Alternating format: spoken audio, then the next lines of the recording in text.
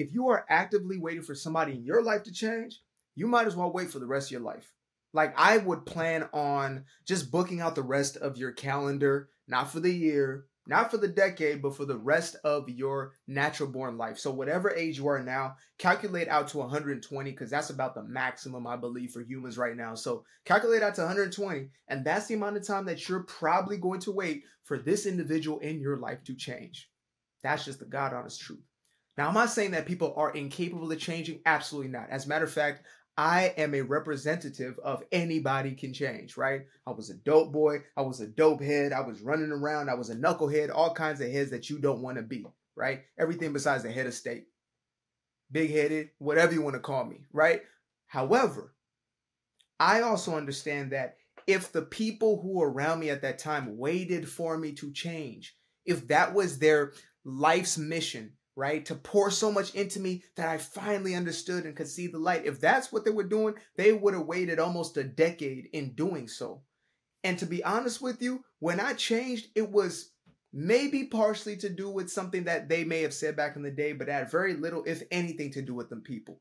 When I changed is because I was sick and tired of being sick and tired. I was done. I was beyond myself. I was beyond rock bottom, right? I was like 9 layers beyond rock bottom. If you know about Dante's Inferno, I was like 9th layer of hell is where I found myself. And finally, I said, nah, something's got to give here. Something's got to change. My life has got to be different if I truly want to live, let alone live the life that I intended for myself. So the reason why I tell you that it is foolish to wait for somebody to change is because it's not your job to do so. It was never your role to be a project manager within other people's lives. You are not here to fix anybody. You're not here to change anybody. As a matter of fact, you were sent on a soul mission, and that mission was to change one body, and that body is your body. You were given complete dominion over you. That's why you have the ability to control your own thoughts, emotions, and actions, yet you cannot do so for another. And you've tried. I know you've tried. You've tried all kinds of witchcraft, right? Which craft is it? You've tried every single craft there is to try to get into somebody else's head or get into their emotions or get them to act a certain way. And sometimes you might have gotten that goal, or you might have met that goal, right? That thing might have happened. They might have done the thing or said the thing or felt the thing, but it was synthetic. It was short term. It was short lived. It was not real, because you can never control another person's decision-making process. You can't control when somebody awakens to the truth. You just can't do it. And I know without a shadow of a doubt, that's why I create content like this, is because there will be people dropping in and out at different points of their life when they finally come to an understanding of their true power. When a person finally gets out of that victimhood mentality, I will be here waiting for them like these. Welcome. Welcome. So glad you can join us. I didn't even notice you over there. So glad you could join us. Welcome to the community. Welcome to living in power. Welcome to living empowered. Welcome to living in freedom. Welcome. Welcome. Enjoy yourself. That's what I'm going to be. But I can't be around dragging people to freedom. Harriet Tubman said one time, if you don't know Harriet Tubman, please look her up, right? Queen Mother Harriet Tubman. She was one of the abolitionists, a former slave or enslaved person herself. Nobody's a true slave. They're just enslaved. She was an enslaved individual in old time America. And basically she made it her life's mission to free as many other individuals as she could. So she became a part of what they call this underground railroad system, not a real railroad. It was kind of a concept. And they would go onto these plantations and they would take these different, fractions of peoples, right? These different groups of people who are ready to leave the plantation. Now, sometimes you would find people who didn't necessarily agree with her stance or weren't exactly ready to flee off into freedom. And so those knuckleheads would probably get her in trouble. And she would threaten them sometimes. I heard she would put a gun to their head and say, look, if you snitch, I will blow your brains out, right? So don't say a word. Don't say nothing. Don't say nada. You hear me? And then she would go on a merry way with those who are ready for their freedom, right? That's how she was. But she wouldn't drag them folk. The folk who didn't want to leave, she could not drag them. Because even in those dire situations, there were still individuals who were more comfortable in a position of enslavement, in a position of bondage than they were stepping into a freedom that they did not know. And that's the truth when it comes to all of our lives. There are individuals who are so comfortable in that victimhood mentality that to be free on the other side, to be in a state of true freedom, in a state of true liberty, sounds terrifying to them. They would rather stay where they know. They would rather stay over here with their cornbread and their hog mog. I promise you. You may think this is crazy. You think to yourself, surely nobody would want to be sick. I promise you, there are individuals who find more comfort, more attention, more approval, more quote-unquote affection within a state of sickness, and they don't know if they're going to get that very same things on the other side when they're now healthy, living a thriving life. As a matter of fact, they might get side-eyed. They might get people looking at them like, oh, they think they're all that. Who they think they are, who you is, right? You might get haters when you start to thrive. And so you would rather stay in a place of deprivation. I did it to myself in a financial state, right? If I just stay financially needy on, different people in my life, then we can keep this rapport where I'm basically not seen as a threat, and so I can move comfortably. I promise you, it's wild, but this is what happens in the subconscious. The stories we tell ourselves can be so twisted and warped, and if we're not conscious of them, forget about it. So we come back to this place where the only way that we can find our freedom, the only way where we can step into a true state of freedom is by letting go of those who do not want to be free. That's going to be one of the last parts of taking that leap, right? You want everybody to come with you. Mama, grandmama, daddy, auntie. You want everybody to come with you to freedom, whatever freedom is. Maybe everybody's in a cult, right? Everybody's in a damn cult, and you say, hey, we got to get up out this cult. We got to get the hell up out this madness. Come on with me. Who's with me? And everybody looks at you like, no, this is what we do. This is our domain. This is our space.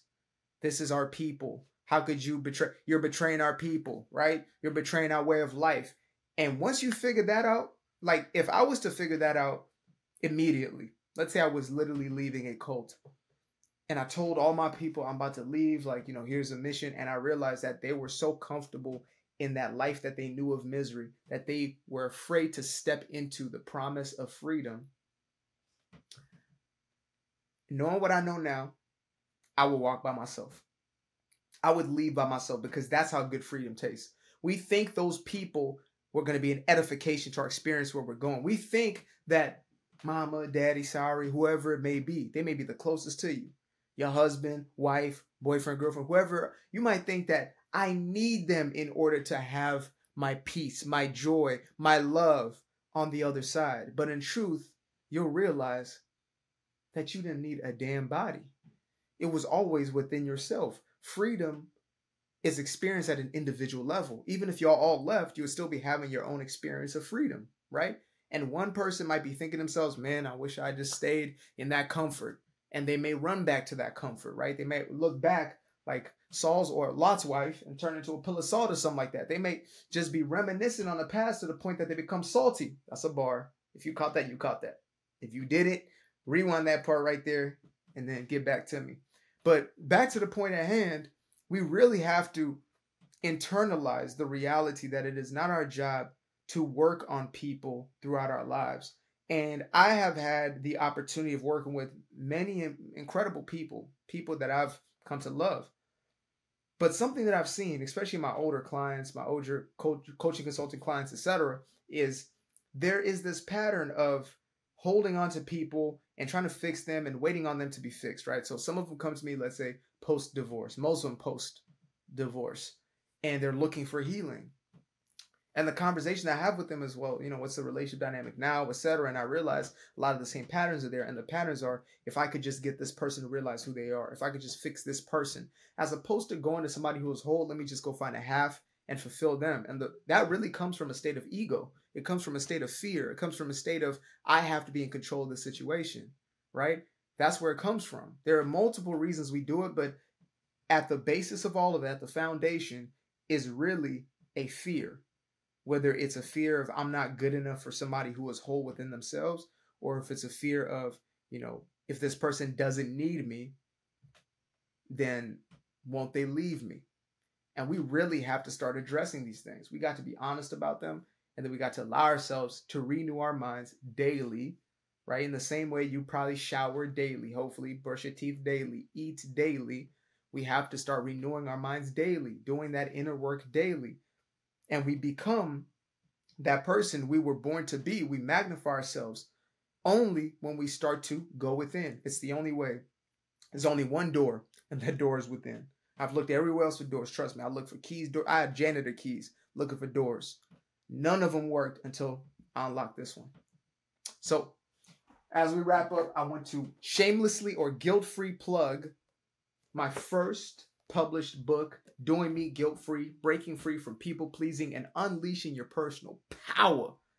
This book right here is a must. This deserves a space in your library, period. Now, when you order yours, you're going to get a smaller version, a paperback version that you could throw in your bag and your this and your that, take the coffee shop with you, whatever you got going on, right? Waiting in between line. The chapters are very short, straight to the point, and dynamic. And every other line you're about to read, you're about to hit one of these. Like, oof. You know when you hear a beat and it just hits, and you just like this? Just a lemon face? That's what I got rereading that book. I'll be honest with you. I was looking at it like this. Don't talk to me nice. Don't talk to me at all. It was really one of those. So make sure to get yourself a copy of that. But beyond that, guys, I want your freedom more times more than you want it. But I'm like Harriet, I can't do it for you. I cannot drag you past that North Star. I can't drag you down that railroad into your freedom. You have to choose to take them steps for yourself.